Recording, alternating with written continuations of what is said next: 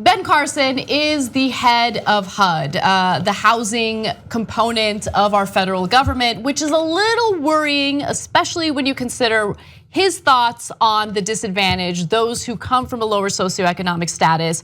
What does Ben Carson think of people living in poverty? Well, hear his answer during a recent town hall that aired on SiriusXM just last night. I think poverty to a large extent is also a state of mind. You has the right mindset. You can take everything from them and put them on the street. And I guarantee you, in a little while, they'll be right back up there. And you take somebody with the wrong mindset, you can give them everything in the world. They'll work their way back down to the bottom.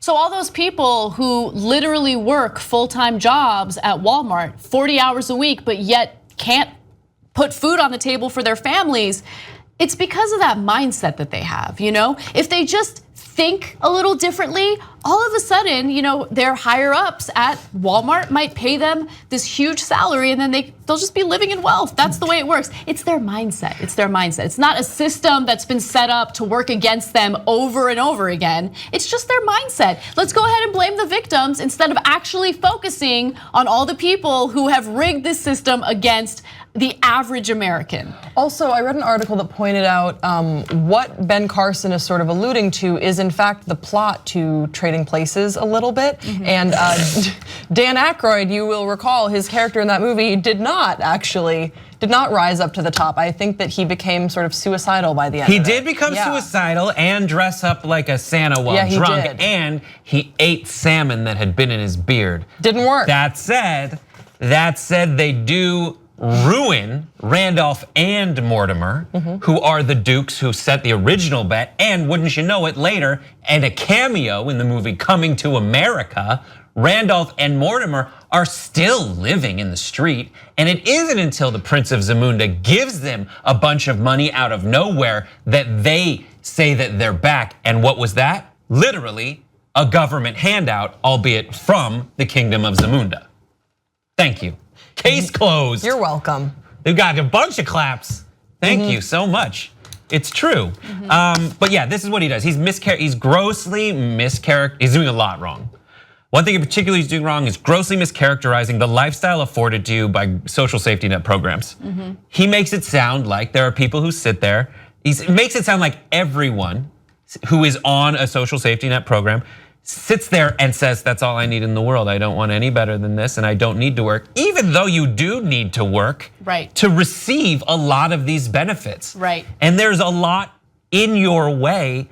And it's sure, if there's someone who is sitting there and thinks that's all they need, that person might exist. That's not the issue here. He's not symbolic of the general population. And unfortunately, that's the mischaracterization that we see in regard to the disadvantaged in this country over and over again. This idea that people use their food stamps to go to Whole Foods and buy lobster dinners. That doesn't happen. That doesn't happen. And that's a way of demonizing the most disadvantaged people in the country just so the wealthiest people in the country can continue hoarding the wealth for themselves so they can continue taking advantage of a system that allows them to pay less in taxes percentage-wise than every single person sitting on this stage right now. That's the system that we're dealing with right now. The audacity of this guy to say that poverty is a mindset. Poverty is something that happens because you don't think about, doing better for yourself. No, that's not what happens. There are so many cases. I mean, think about CEO pay in this country and think about the recent arms deal with Saudi Arabia, right? The Trump administration sold the arms deal to Saudi Arabia as a way of creating more jobs in the United States. And so, of course, Boeing and Raytheon and all of these huge weapons manufacturers are involved in this deal. And guess what? Even though their revenue goes up every year, they have been cutting hundreds of jobs, if not thousands of jobs in some cases, right? Why do they do that? Why are they cutting jobs if they're making more money than ever before? They don't care about the average American. They don't care about their livelihood. They don't care about making sure that they take care of their own, okay? Yeah, and if the Trump administration did care, then they wouldn't have appointed Ben Carson to this position, because I understand like what he's trying to say. I get that. But what he's doing is he's buying into a stereotype about the service that he's supposed to be providing, the one that he's supposed to have the most fundamental understanding of, which he shows he absolutely does not have. He actually lacks it. I found a lot of people responded on Twitter about this, and I found Robert Reich was the Secretary of Labor under Bill Clinton, and he said, quote, so 15 million American children in poverty just need better attitudes and they'll have food in their stomachs and roofs over their head. And I think that really just plays in. You can't, I know what Ben Carson is trying to say, but that's not the reality. What Ben Carson needs to do is reshape those unfortunate stereotypes that a lot of Americans believe, and he's not doing that. He's further buying into them and stigmatizing the poor, when we should be talking about it's not children that just need to get a better mindset. If he wants to ascribe it to an attitude, like at least come up with some systems that make it possible for the people who you think have bad attitudes to get the attitude that you think is the problem, is the solution. Yeah, he's not the like secretary of attitude adjustments. I just think that he's the smartest idiot in the world, because he is a renowned brain surgeon, head of surgery at Johns Hopkins or whatever. And when people say like this isn't brain surgery, it's not. But I would really like him to go back to brain surgery. Yeah, when it comes just to Ben because Carson, you're smart with neuroscience or being a brain surgeon doesn't necessarily mean that you should be the head of housing and urban development. Well, it's sad. I mean, urban Ben Carson. That's what it feels like. It feels like it's a limited mindset of Trump, who is a branding person. He's like, what black people do I know? And I know that sounds shitty, but I have no proof that Trump is more sophisticated than that to make that decision. And what experience does the surgeon from Johns Hopkins have in this area? And I think that he has experience saying stuff like this and making the right friends from it. Right. And because he says that, he seems appealing. It's exactly what they want someone to say.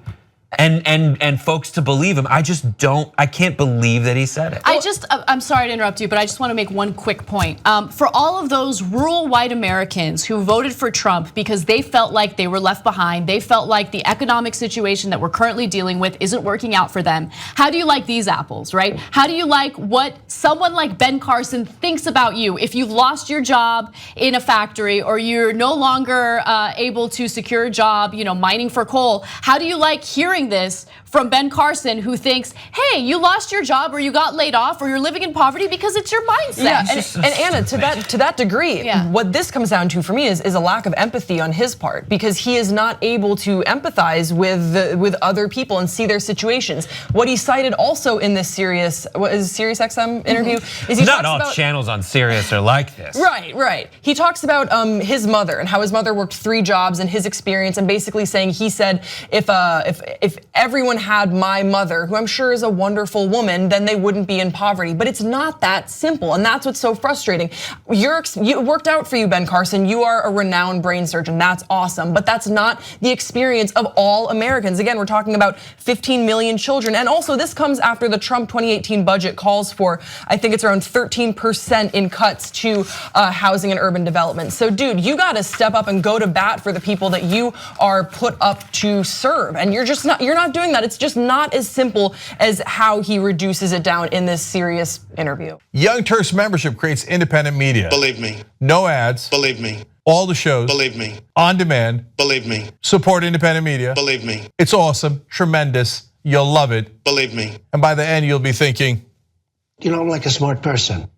tytnetwork.com/join.